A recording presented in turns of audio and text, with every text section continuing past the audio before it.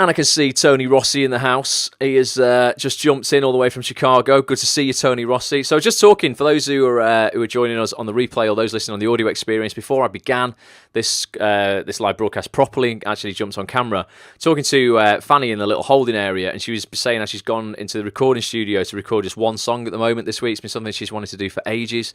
And it ties in exactly with what we're talking about tonight. It's the book club tonight. It's Wednesday night. It's 9 p.m. Here when we're doing this live in the UK. I do it every single Wednesday at 9 p.m. And I also go live on a Monday night at 9 p.m. as well. Zoe, good evening. But we're talking all about courage tonight. Courage is like literally the first building block of everything when it comes down to success. Courage leads to commitment. Often that commitment leads to capability if you stick with it long enough, and that capability leads to confidence. So you grow in confidence, you take more action next time, you get better results. It's kind of like everything. Courage is almost like the foundation of success, in my opinion. And we're looking at Brendon Burchard's book for the third week. We've only got one more week on this book next week. It's an awesome book. It's called High Performance Habits. And we're looking at courage, basically demonstrating courage, growing courage, making people be more courageous, what courage is. I mean, what does courage mean to you? Let me know. Like, this is interesting actually, because I don't think like courage is defined like the same by every single person. What does courage mean to you? And can you come up with like an example of when, I don't know, this year, say, you feel that you have really demonstrated courage? I'm interested to know that actually right now.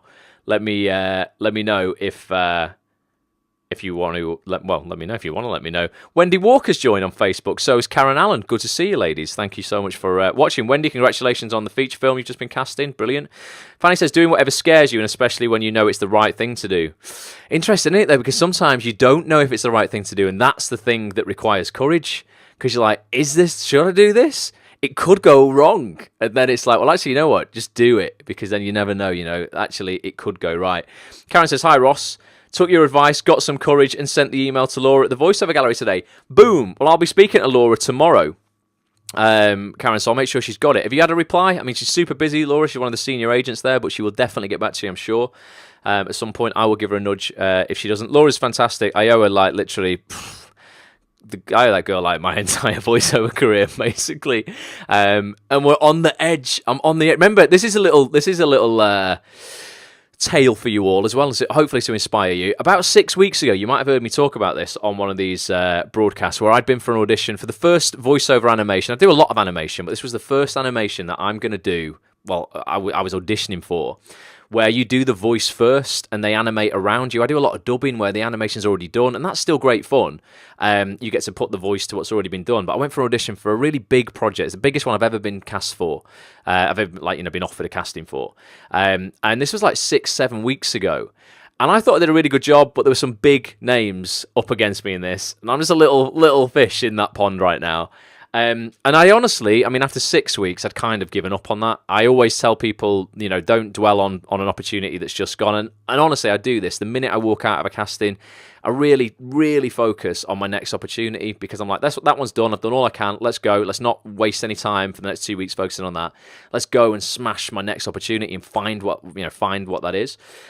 But I had completely kind of like given up on that 7 weeks ago. I was like, nah, forget it. Get a call off my agent yesterday. She's like, listen, you're down to the last couple for this. It's because it's an American thing, and it's had to go through loads and loads and loads of different people. I'm down to the last couple. It's a big, big gig. I don't know if it'll come off. I've got to go and actually go into the studio and do some more like tests for them tomorrow at 2:30.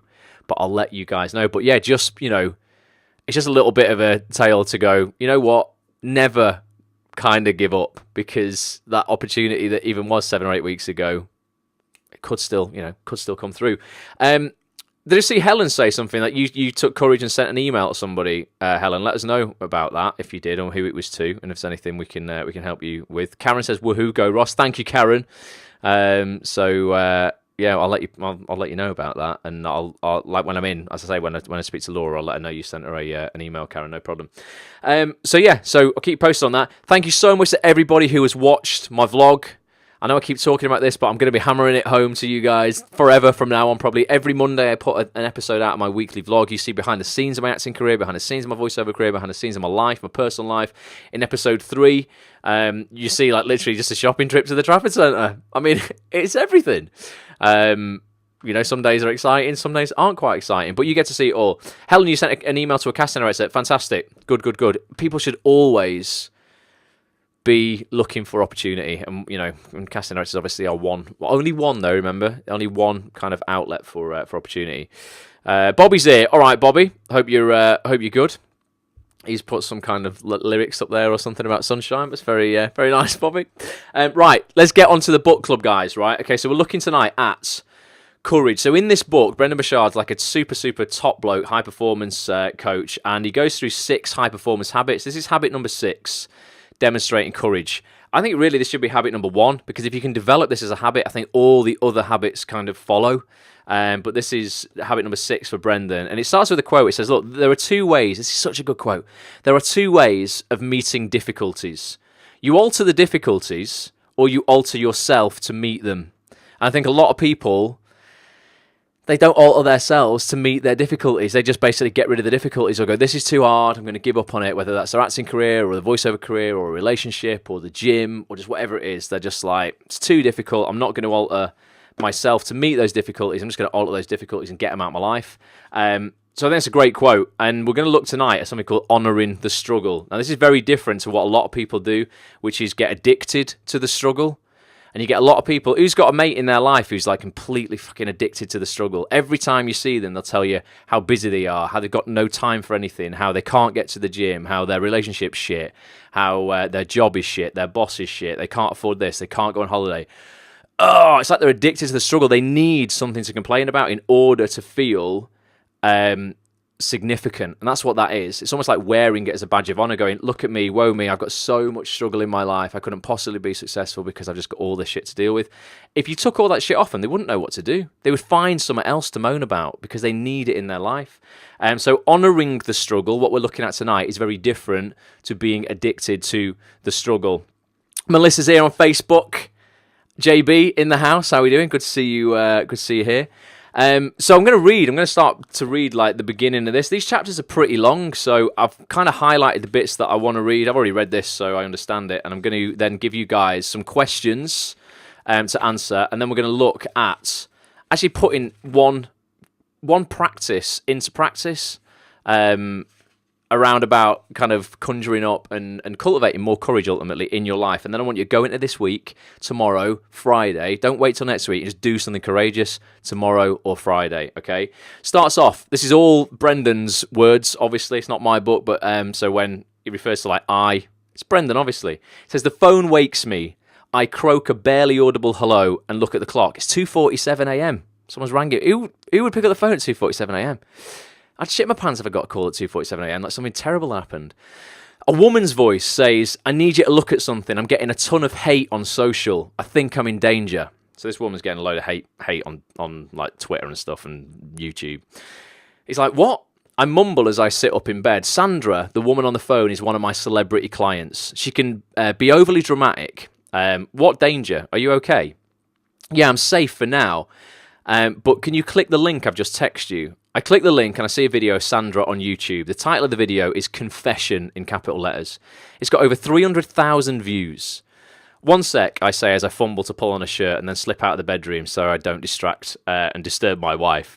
As I head down to the kitchen where I can talk, she continues in a desperate tone. Can you watch it? Look, can you look at the comments? Then call me back, okay? The phone goes dead.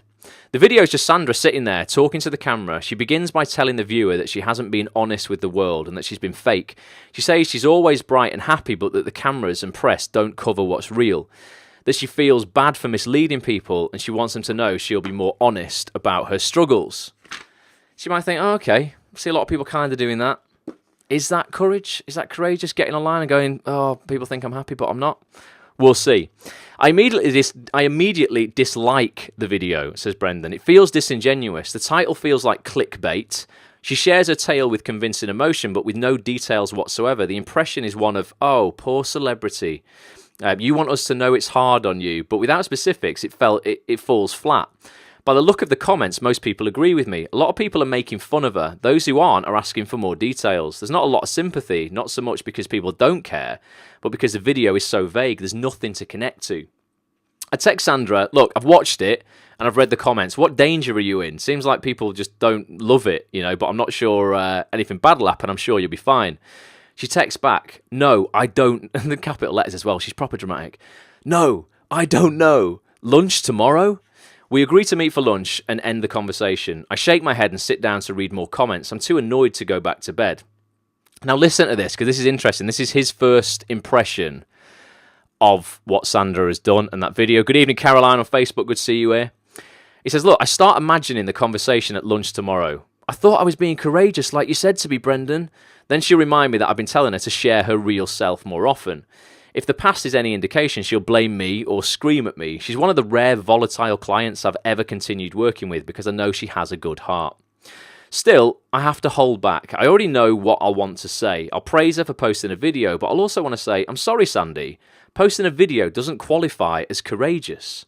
I'll have to check myself because I want to go on a rant about how courage has been inflated to a comical degree these days.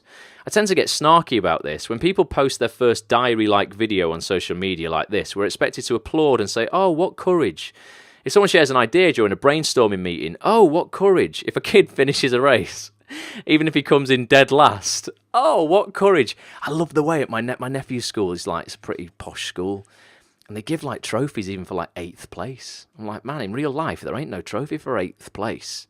So don't condition your kids to think that coming last is totally fine. I mean, it is if you really give it your all, but you ain't going to, it's only one job if you're an actor. You don't get a trophy for not getting the part. If I don't get that animation job, they don't go, oh, Ross, here's a consolation prize. Just have a few £1,000s because you didn't get it.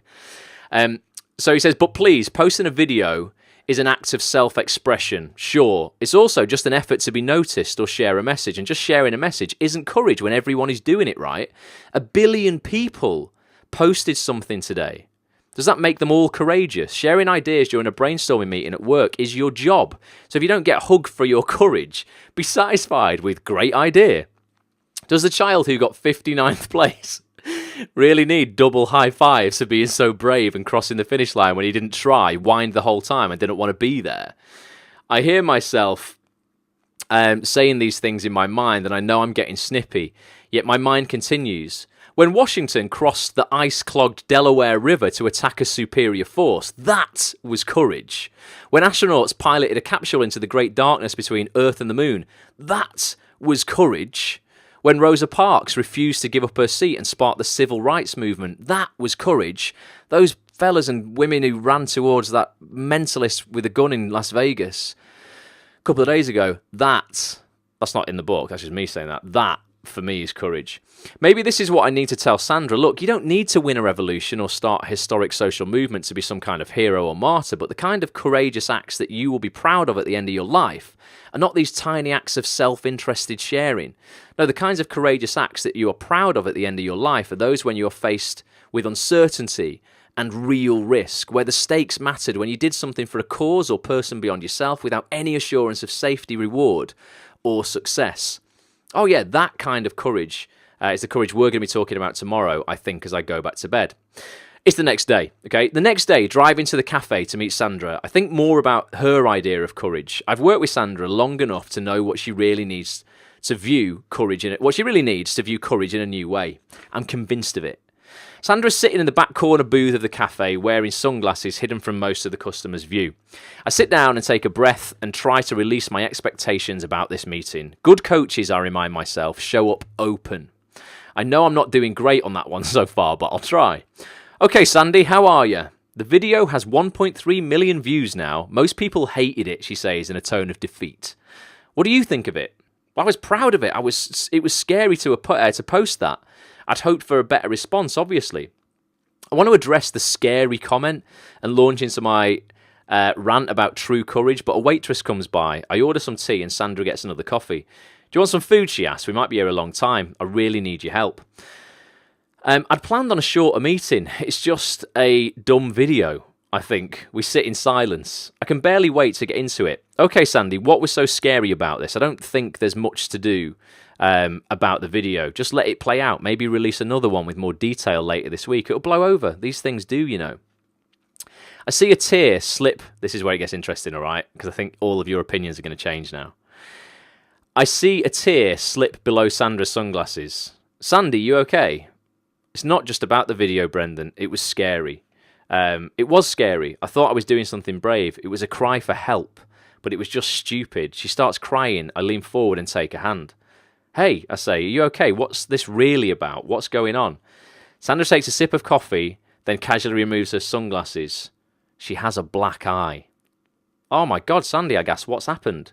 She sobs for a few moments and then tells me, it's my husband. I should have told you a long time ago. He's been abusive for a long time. I've been so scared for so long. Then yesterday I decided I'd had enough. I posted that video. I just felt like it was my first step. Her words melt into tears. Good evening, Lucy. Good to see you. A wave of regret. Brendan's been a bastard, hasn't he? Well, we all have, because I bet we were all judging her in the same way.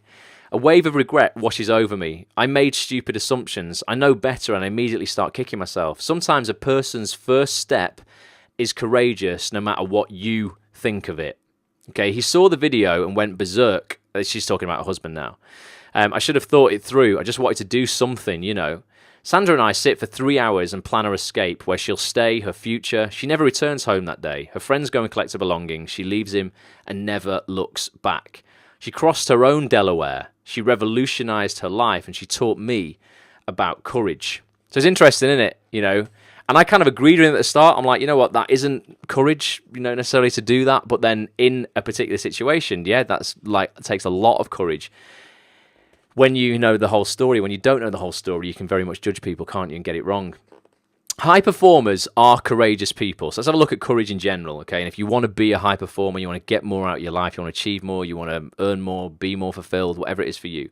High performers are courageous people, okay? The data shows that courage is significantly correlated with high performance. In fact, high performers, courage scores, so when they measure your courage score, and we'll do that in a little minute, are related to higher scores on all of the other high performance 6. And they are, the high performance 6 guys are clarity. We've looked at a few of these in the last couple of weeks. Clarity, energy, necessity, productivity, influence, and courage. So if you have more courage, ultimately, studies have proven that you will have more clarity in your life, you'll have more energy, you'll be more productive, you'll have more influence and necessity in your life as well. So he says, in fact, our coaching intervention suggests that demonstrating courage is the cornerstone habit of high performance. Demonstrating courage doesn't mean you have to save the world or do something grandiose. Sometimes it means taking a first step towards real change in an unpredictable world. I know everybody on here, Johnny, all right, mate, how you doing? I know everybody on here, you've got something in your life right now. You all have. I have. That you've been wanting to do. And that's either in or out of your career or whatever, and you're just holding back because when you think about doing it, sets off that little, thing in your heart, in your stomach, whatever it is, that feeling of, oh, shit. And you're not being as courageous as you could be, okay? So demonstrating courage, doesn't mean that you've got to save the world or do something grandiose. Sometimes it just means taking a first step towards change in an unpredictable world. For Sandra, it was posting a video, just a small step. But it started the process of sharing that would give her the confidence to take bigger steps and ultimately reclaim her freedom. It was just a video, but it was the first light of courage. Okay, to assess courage in our research, we asked participants to indicate how strongly they agree or disagree with statements such as these. So I'm going to give you some statements, okay? And I want you to give me marks out of just I don't know, let's do 1 to 5 again. We did this last week. So 1 if you disagree and you're like, that isn't me. Up to 5 if you're like, yes, that is me. I do that, okay? So statement number 1 is, I speak up for myself even when it's hard. Who does that? If you're challenged, if you're a guy and some kind of alpha male or boss or whatever challenges you, do you have the courage to stand up for yourself, put your hand up and speak? Not just guys, girls, everybody, but do you speak for yourself? Even when it's hard. Fanny's giving herself a 5 for that. She's gone, yes, I definitely do. Mark's gone for a 4, so Mark's confident. Excellent, Mark. Because that's like, that's a real, it's just a real important thing. Otherwise, you'd be walked all over your entire life, particularly in the acting industry. We've got a 1 from Helen. Helen, well, that's, you know what? If you're marking yourself a 1, that's great, because we can at least double that. We can double your courage tonight, Helen. I should do that more, says Bobby. He's going for a 2. Wendy's putting herself in the middle of a 3. Johnny's gone for a 3 as well. Melissa's gone for a 4. No messing around with JB. So speak up for yourself, even when it's hard. That's good, okay? Second one, I respond quickly to life's challenges and emergencies rather than avoid them. So I respond quickly to life's challenges and emergencies rather than avoid them. Again, 1 to 5. 1, if it's like, no, I don't do that. 5, if it's like, hell yeah. I respond quickly to life's challenges.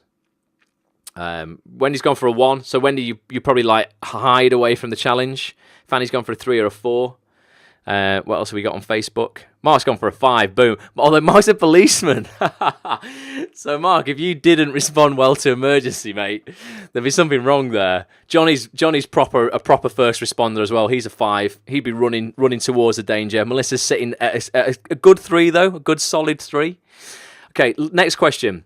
I often take action despite feeling fear. This is the biggest one for me. Helen's got a 3 on that last one as well. This is the most accurate statement for me, I think, to judge courage. I often take action despite feeling fear, because fear paralyzes people. And then they go, I want to do that. They feel the fear. It sets a part of their brain off called the amygdala. It's like your alarm system. That turns a cortisol tap on. You start getting stressed. That unleashes a massive dump of adrenaline. You start having a panic attack and you crumble to shit. That can happen. If you're a 1 on this, that's probably what's happening in your life. I often take action despite feeling fear. I think Fanny said a 5 there. Fanny, that was proven true there. You went in the recording studio this week. Definitely. Melissa's on it in a confident 3. Again, 3's good score. Johnny's a 3 on that as well. James Wood is in the house. James, I hope you are taking action on your career, my man. Whatever you're doing, good to see you. James likes dabbling in lots of different careers, which I like about James. 1 minute is this company, the next company. Do a little thing in my vlog this week where I'm like, taste stuff. You know what? If you don't know what your passion is, or you don't know what area of the acting industry you want to be in, you've got to taste stuff, you know? It's like ice cream flavours. If you stop tasting at strawberry, you might not know that chocolate was your favourite if you never tasted it. Taste. James is doing a lot of tasting. Mark's a 4 on this. I do it in all other areas, but sometimes it doesn't translate to my career. That's it. The acting career thing's just like pretty unique, isn't it? Because it's you that is your tool and your selling thing, and it's not your business. You know, people kind of really freak out about it. They don't take action because it's themselves they have to take action on. It's very different if you're a baker and you've got to take action on baking a cake, and if it doesn't rise, it's not your fault. It's the ingredients' fault or whatever. If your career doesn't rise as an actor, then it's like, oh, it's all my fault. I must be shit. So yeah, it's a really important one that I often take action. So a lot of the time when I know what action I've got to take, kind of use my gut. For me, I get this gut. It's a real gut feeling. I think that's why they obviously term the phrase gut feeling. That's where like nerves will hit me if I think about something and the idea is maybe a little bit, it's out of my comfort zone. It's a big idea, and I go, huh. I use that as a barometer to go, well, that's a compass there, mate. That's exactly where you should be headed. And that's when I know I've often got to take action despite feeling that fear. And we did a whole book club on Susan Jeffers' book, Feel the Fear and Do It Anyway, which basically I can sum up Feel the Fear and Do It Anyway, the whole book. You don't need to bother reading it. I can sum it up in a minute. Basically, it involves you developing the trust in yourself to go into any situation and go, you know what, whatever happens here, I'll handle it. Okay, and you look at events in your life where really stressful situations. So Mark, you've been a policeman, man. You've probably been in just really, really high pressure, stressful situations where maybe you've risked your life. And if someone had said to you the day before that happened, oh, you've got to go and risk your life tomorrow, Mark, you'd be like, oh no, if that situation came up, I wouldn't be able to handle that. Surprise, surprise, it came up, you handled it. Okay, so if you can trust that whatever life throws at you, you're just going to handle it, then Susan Jeffers says there's nothing ever to fear because you can go into any situation without ever having to control it. So actually, like, fear just dissipates and melts away because you're like, well, actually, I'll just handle it. That's the entire book. You don't need to read it now. Johnny says, sorry, Ross, been off for a few minutes, be back in a bit. Not a problem, Johnny, that's fine, mate. Not a problem. James says, tasting the different flavours whilst I'm young is all it's about, Ross. I'm the happiest I've ever been when I'm at where I'm at now, career-wise. Cheers for your advice. Hope to see you soon. Cheers, James. Appreciate that, man. I had a brie with James recently, and good to see you've acted on that. Peter's here as well. Good evening, Peter. So, 3 more questions, then I'm going to give you this thing that you can practice this week, all right? I don't want to take up everybody's time here, but we've got a few minutes left here. So, these scores are less upbeat. Well, these statements are less upbeat that you're going to score yourself on. Again, 1 is if you don't agree with this. 5 is if you really agree with this, okay? I don't feel that I have the courage to express who I really am. So, if you think that's you, I want a 5. Up to 5 is like, I strongly agree with that. 1 is I don't agree with that at all. I always have the courage to express who I am. So I don't feel that I have the courage to express who I am. Let me know. Marks 1 to 5. 2 for Fanny. So you're like, I do have the courage, but maybe just the edge is taken off a little bit. 2 from Wendy. Yeah, I think you express who you are, Wendy, when I've met you. Caroline's 4 and a bit. So that's like you don't feel. So we need more courage. Andy as well needs more courage. Okay, this is good. This is good because we know what's going on here. Melissa says these are deep. These book clubs aren't, Melissa, I swear. Honestly, it's like I told you before, this is basically me holding myself accountable for the book club to read 20 books a year, and all these people in here hold me accountable, and hopefully they get something out of this as well. 2 from Helen. Oh, you got it wrong. So you were the other way around, Caroline. So you're scoring the other way around now. It's not 5 if you're like, so it's 5 if you strongly agree, 1 if you don't agree. So it's the other way around now. These are negative statements. I don't feel that I have the courage to express who I am. Oh, so Caroline's pretty mouthy. So okay, so it's the other way around for you. No problem. Okay, next one. Even if I knew it was the right thing to do, I wouldn't help someone if it meant I would be judged, ridiculed, or threatened. Would you help someone even if it meant, you were going to be judged, ridiculed, or threatened? So say, for instance, somebody had a run-in with a casting director and you knew it was bang out of order. Would you stand up for them even if it meant you ruining your chances with that casting director as well? I've done that, definitely. I've absolutely burnt bridges with some people in this industry because I just don't take their bullshit, regardless of what job they have in this industry.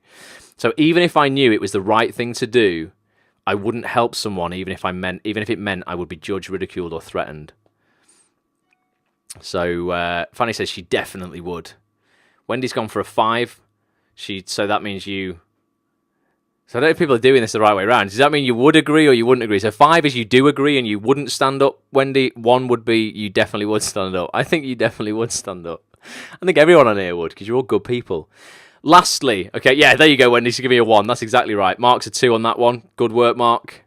Caroline says, such a wonderful way with words, Caroline. I piss on my chips way too often. Let's have a look. Melissa's giving herself a 2 on that, so that's good. So you're like, yeah, I would definitely stand up for other people, which is good. This is the last question, guys. I rarely act out of my comfort zone. Just give me a yes or a no for that. I rarely act out of my comfort zone. Do you act out your comfort zone? Come out your comfort zone is where you grow, Totally is. And that requires courage to get out. Gosh, yes, says Wendy. So you do act out your comfort zone. Wendy, oh, there we go. I thought Warren was here then. It was Wendy's username again. Depends, says Andy. 2 as of last year. So Bobby, you are acting out your comfort zone, man. You made that short film, man, which is wicked. Good on you for that. Keep up that stuff. So Brendon says, from assessing tens of thousands of people, what's become abundantly clear is that high performers report taking action despite fear, okay? Much more than others do. This fact shows up in our interviews and coaching sessions as well. It seems all high performers have a real sense of what courage means to them and can articulate times when they demonstrated it. And of course, not everyone, almost everyone, if prompted or helped to explore the topic, can remember performing at least one act of courage in their lives. But not everyone who has courage becomes a high performer unless they also have clarity, energy, necessity, productivity, and influence. We've looked at a few of those things over the last couple of weeks. If you want to go back and watch the replays of those, go to actonthis.tv. You go into the book club section, click on the menu in the top left-hand corner, click on book club, and you can watch the other book clubs that we've done on this, covering some of those areas. So why do some people have more courage than others? All right, our research shows that the significant difference is not age or gender or anything like that. The people who are more likely to self-report high levels of courage are those who love mastering challenges. Give me some hearts on Periscope if you love mastering challenges, or if you shit your pants and you don't ever want to master challenges and you just want to watch Netflix instead. Some people want to do that as well. Hearts are coming through. Okay, do you perceive yourselves as assertive? It says people who perceive themselves as assertive generally have more courage. People who perceive themselves as confident have more courage. People who perceive themselves as high performers, it's all self-belief, isn't it? Have courage. People who perceive themselves as more successful than their peers, have courage. And people who are happy with their life overall just have more courage. There's a whole study, I won't go into it now, basically talks about the correlation between confidence, courage, and being happy. So if you're happy, you have more confidence and more courage because you have more time to kind of... it all goes into like having more time to spend helping other people. Because you feel if you're happy, you can help other people be more happy. And you take courageous steps, to help other people achieve that. But we'll look at that. We'll look at that some other time. I'm going to skip a little bit because I want to get onto the thing that I want to give you to do. Okay, and it's like honouring the struggle now. Okay, so why is it that so many people are clearly not living courageous lives? They know they should speak up for themselves, but they don't. They want to face their fears and take some risks, but they don't. They tell you they're going to be bolder and strive for greater dreams, help people in significant and noble ways, but they don't. Why? Well, this was one of the most frustrating questions, Brendon says, in my early coaching career. Many clients would talk about vision and big dreams and wanting to live an exemplary life and make a difference, but they wouldn't do anything about it. They'd say they wanted a great life. Actors tell me this all the time. I want a great acting career. Don't do anything about it. So they would say they wanted a great life, but then we'd discuss new habits to get them there, and they would often deflect, saying they were too busy or fearful. They would show me their vision boards from some seminar, and I'd say, well, so what are the top 3 big leaps you're going to make starting on Monday now that you have these new vision boards? And they just usually lacked any sort of response or plan, never understanding that one act of courage is better than 100 vision boards. So you might have a vision board. Nothing wrong with that. I'm an advocate of those. I think that's great if you get clarity on your vision. But taking one step, one action, one actionable thing this week, tomorrow, when you wake up, or Tony in Chicago, today, whilst you've still got time left, is worth 100 vision boards. So he says, I'm sure you've been frustrated with others as well, or even yourself, about the inability to take bolder action. So what was the real problem, and what was the solution? I've learned that the issue is really one of mindset. We're less courageous as a society today because we avoid struggle. This is so true. And the decision leaves us with underdeveloped character and strength. 2 ingredients for courage, character and strength. And it goes on to basically talk about, we're at a unique time in history, guys, okay, when more countries and communities have greater abundance than ever before, but in such blessings because we have so much. It can be a curse. People can become resistant ultimately to struggle. Today, making any recommendations that would require real effort or trial or difficulty or patience and persistence, it's out of fashion. Ease and convenience reign today.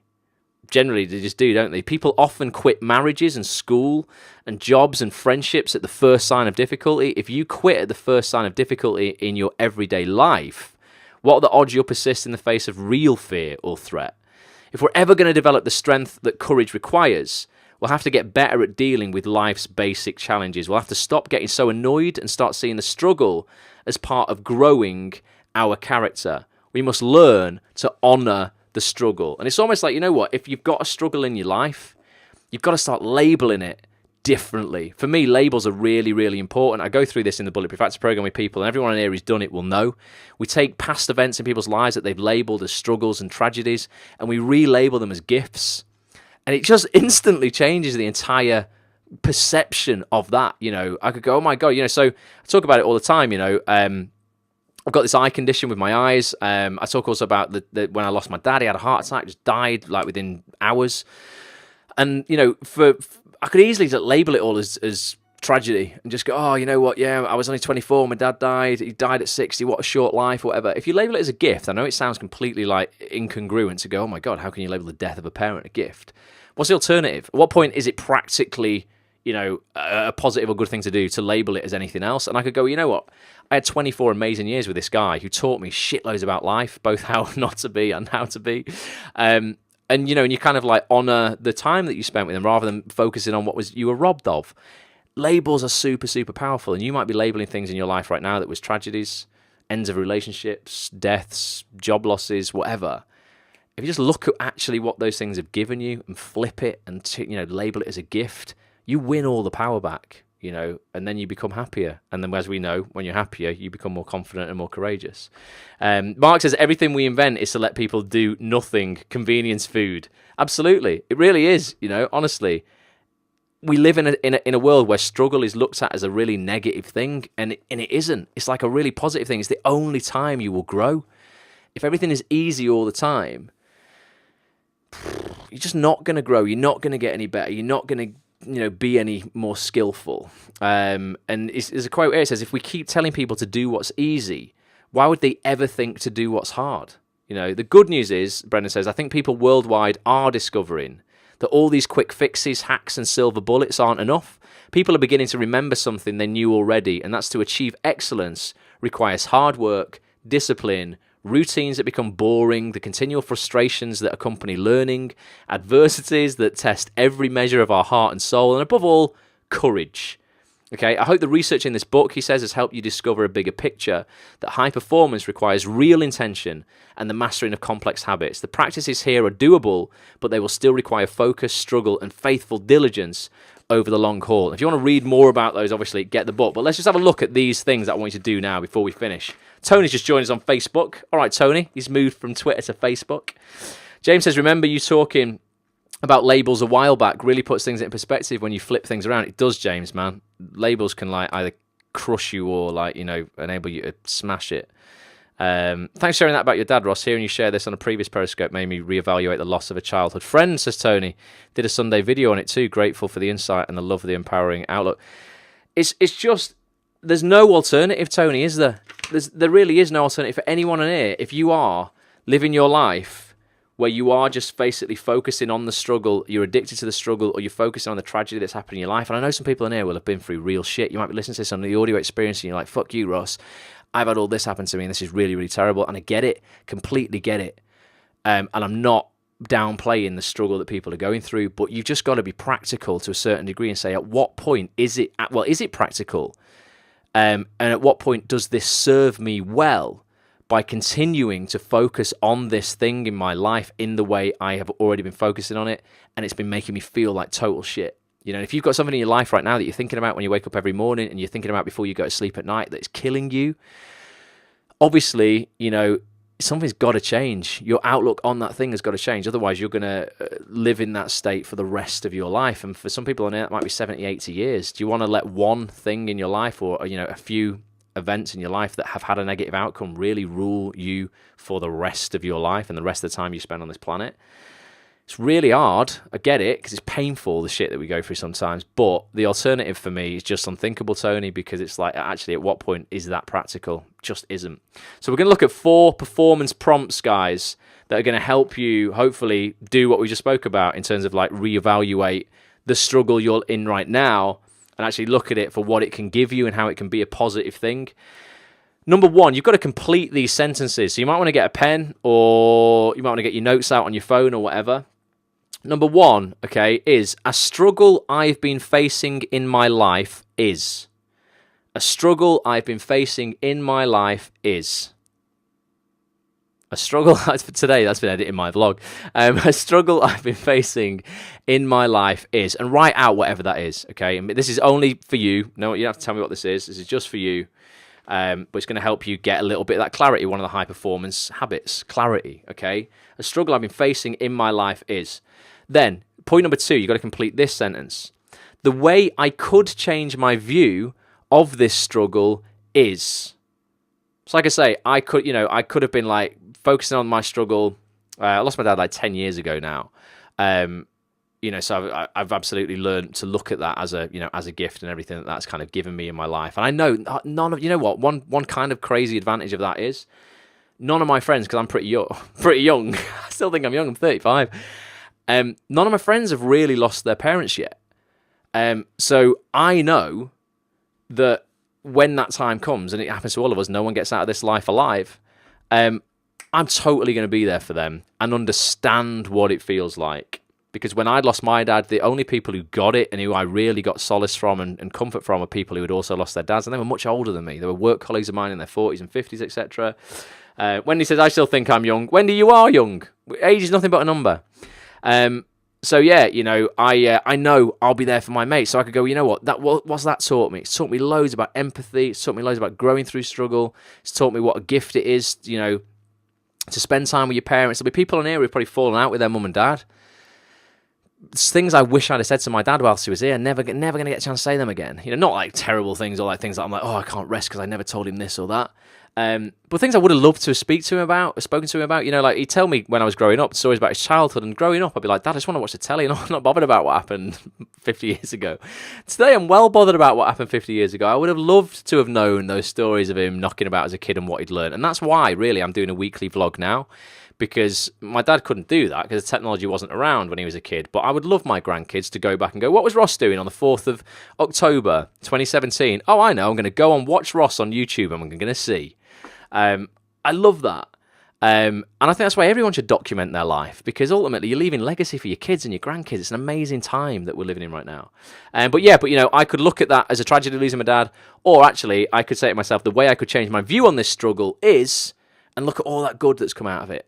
So that's point number 2. So point number 1 was a struggle I've been facing in my life is, and then write that out. Number 2, the way I could change my view on this struggle is, and then write that out.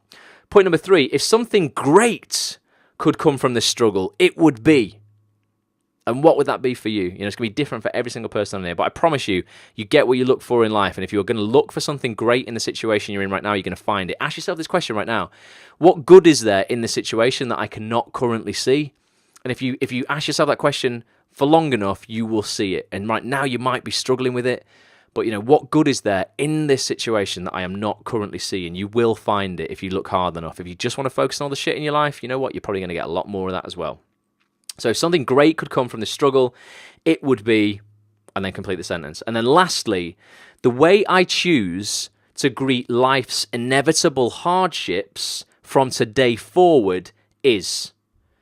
I stopped because an ex broke open my diary, so I stopped, says Caroline. Well, look at that, Caroline. Let's have a look at that.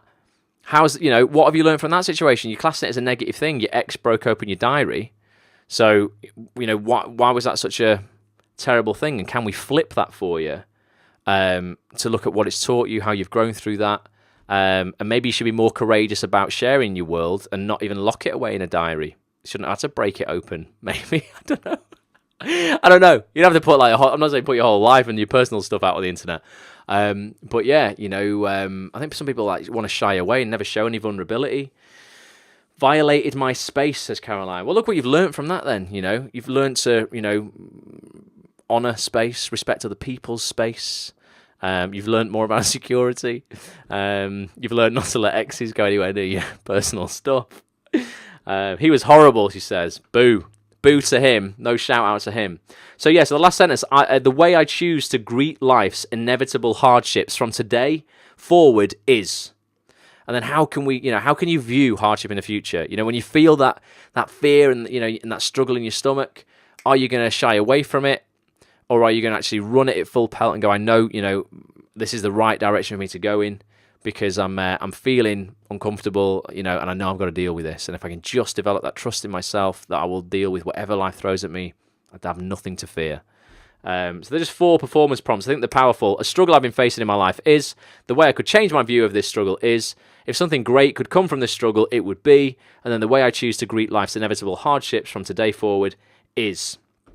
And that's the end of that chapter. I mean, it goes on to lots of different practices as well. There's loads in this book. Look how thick it is. We don't have time to read that on a book club. But definitely, if you want to read more, I would highly recommend it. If you buy this book as well from Amazon, and then if you go to brendonburchard.com, have a look on his website, you can actually input your receipt number from Amazon, and he'll send you the audiobook for free, which is wicked. So you can listen to it for free. You get the audiobook. You also get some PDF documents and stuff, and some other kind of worksheets and things. He's a top bloke, Brendon. Offers value. I like him a lot. But I just hope that's kind of helped you. Has it helped you? You just wanted people basically to, again, like on every one of these broadcasts, reassess. I just burped then a little bit. That's so rude. Reassess their situation a little bit right now, in and out of their career, in their personal life, in their physical, like the gym, physicality, emotional mastery, spirituality, just whatever.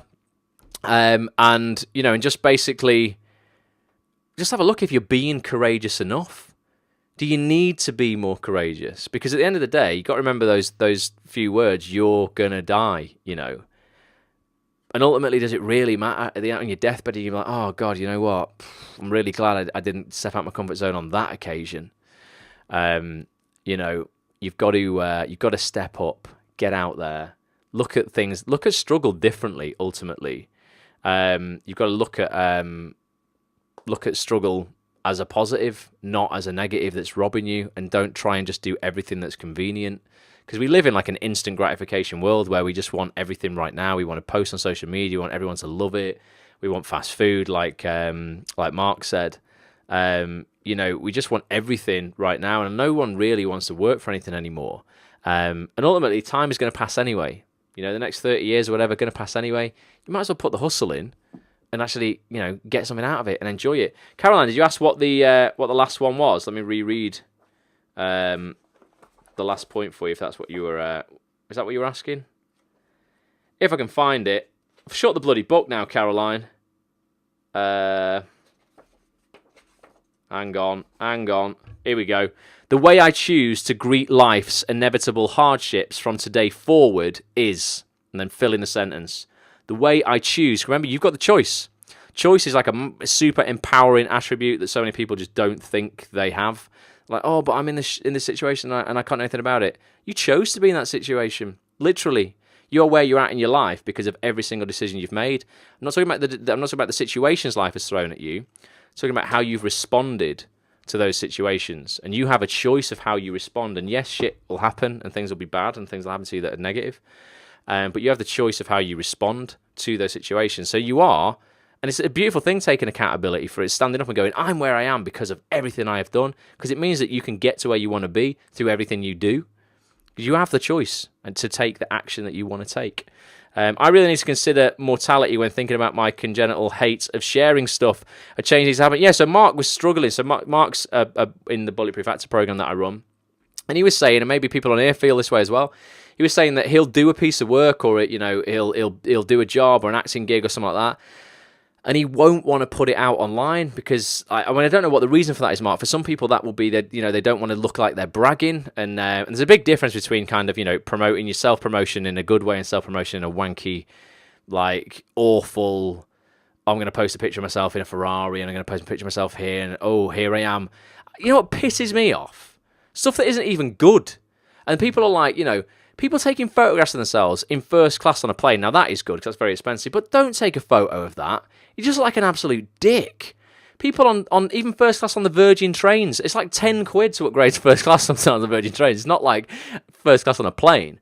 And they'll take a picture, a selfie themselves, and they'll just so happen to lean to one side of the picture so the headrest behind them shows first class. And I'm like, twat. Why are you doing that? You're doing that to go, you're not doing that to go, oh, hi, I've got something to offer and some value to the world. You're basically going, oh, look, I'm in first class on a Virgin train. Brilliant.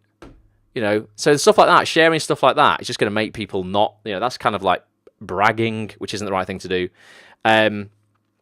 Sharing your work in a positive way, Mark, is something you absolutely should be doing, in the hope that it will inspire other people as well, and I think maybe, some people don't want to do it because they don't want to say, oh, look, I'm doing better and this, I know this person's struggling. But you're doing yourself a disservice there by not promoting yourself because you don't know who's going to see you're working in something else and then go, oh, because it's a success by association as well a lot, Sometimes on Twitter, which is a more open social media platform. I love Twitter because everyone can get involved with everyone's conversation. It's a big cocktail party, basically. You can see some super, super successful people tweeting, and everyone should do this. And you can jump in and add value to that conversation. Don't jump in and ask for something. Take. You've got to add value to that conversation and build up rapport with people over time. But Twitter, you can put something out. You don't know who's going to see it. And I know, I've had opportunity and friends of mine have had opportunity because they put something out on Twitter that's shown people, it's almost social proof going, if they're good enough to be working on that, I want to see them for this because they must be pretty good. So it can lead to good opportunity. I think maybe you don't put your stuff out on Facebook for your friends. I very rarely do that. But in terms of professional profiles, to put stuff out there actually for the industry. That's important. Fanny, you put an improvisation out, didn't you, on Twitter? And Mickey Jones, who I've got coming on Act on This for a live broadcast, actually. He's a director. He's currently over at Coronation Street, directing Coronation Street. He's coming on for a live broadcast. But you put something out on Twitter, Fanny, didn't you? And then he got in touch with you. I'm sure he did something like that. Happens all the time. So if you're hiding away, Mark, you're doing yourself a disservice. I think you feel the fear and do it anyway, mate, and let's just see what happens. And I think the comments you're going to get back are going to be good. And they're going to surprise you. Because you are good. You know what? I say this to people all the time, Mark. Honestly, I'm not just saying this. I can't remember who it was, who we were looking at. I don't know. I was on social media somewhere. I might have been on Instagram. I was looking at your stuff with Chris Stone the other day. And I was saying this guy's really good. Like, you should, comedy-wise, mate, if you just put yourself out there a little bit, I think you've got something very unique. And I know you see yourself as some kind of generic actor who's similar to other people, but you're not. I don't know if you know. It's a nice trait, actually. You don't know that you're actually good. But you need to believe in yourself a little bit more, man, and be more courageous. Fanny says, yeah, I even got stopped in the street today by someone who had seen my stuff. There you go. You got a bit of internet fame there, Fanny. But yeah, ultimately, be more courageous. And when people, you know what, when people tell you to be more realistic, fuck that. You hit them back with this. They will never be able to answer back. When you say, oh, I've got this idea and I want to do this and I want to do that, and your mates who might be addicted to the struggle and are honouring the struggle say to you, oh, you know what, Mark, you want to be more realistic, mate. Just say, really composed, oh, thanks, but yeah, I think actually you want to be more courageous. And it hits them hard and they go, oh shit, yeah, actually, like, I probably do. They've got no comeback from that at all, because like courage is something that people really struggle with, and if you call them out on it, everyone could be a little bit more courageous, couldn't they? So thank you. I hope it's been useful. It's coming up to 10 o'clock, so I'll let everybody go. But yeah, put it into practice this week. Bobby says, I never know how good I am. I never know if people think so or they're just being nice. Well, just keep on keeping on, Bobby. You know what? You've got to believe in yourself and believe that you're good, I think, in order to be good. There's a difference between confidence and delusion. I think some people on X Factor have delusion, where they like start calling Simon Cowell out and telling him that he's tone deaf when really they're shit. Yeah, you need a combination of hard work, patience, and talent. But without all three, none of them will work. So you definitely need to be good. And if people are telling you you're good, Bobby, just take it and believe that you're good. I saw your work on that film. It's good, man. You've done all that off your own back, with no crew, I'm guessing, or, no, super expensive equipment and that sort of stuff. And he says, I know I'm good, I just don't know how good. Well, that's for you to find out, man. And that's a beautiful thing about life. You've got years and years and years to discover. That time's going to pass anyway. We might as well find out how good you are.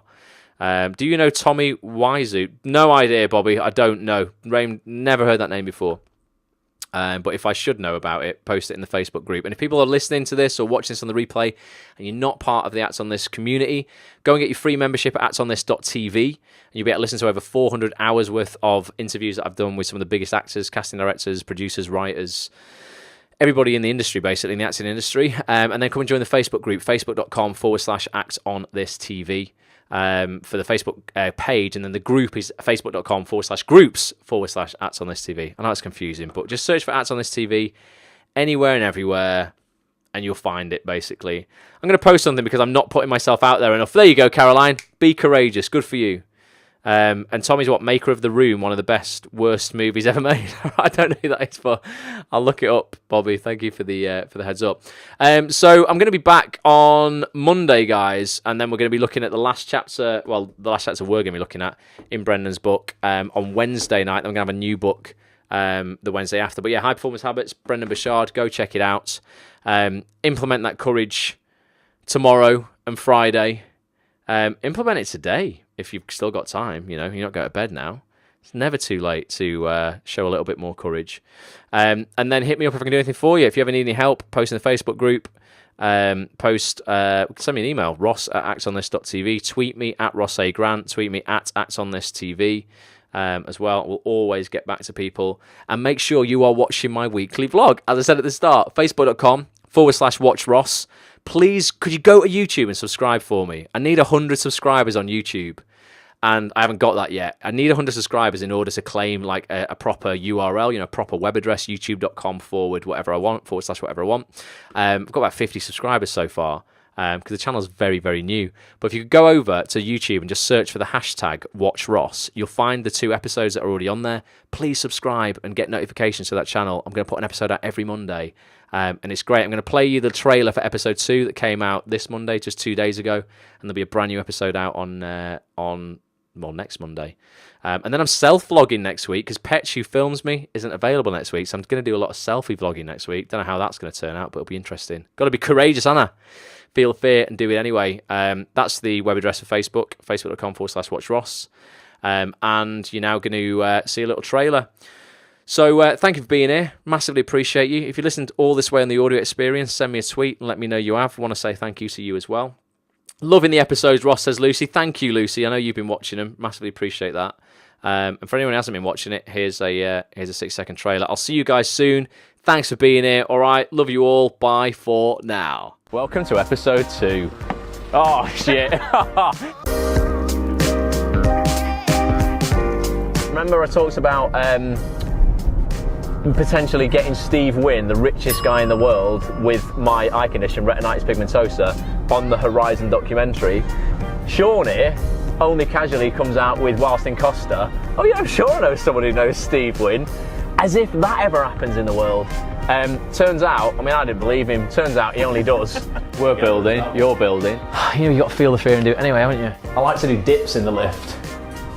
Just work out the triceps. Gemma Atkinson's going to be there now, training for Strictly Come Dancing. We're not allowed within 50 metres of that, really, Lee. They've been so good to us, haven't they? Gemma, you've made the vlog. You've made it.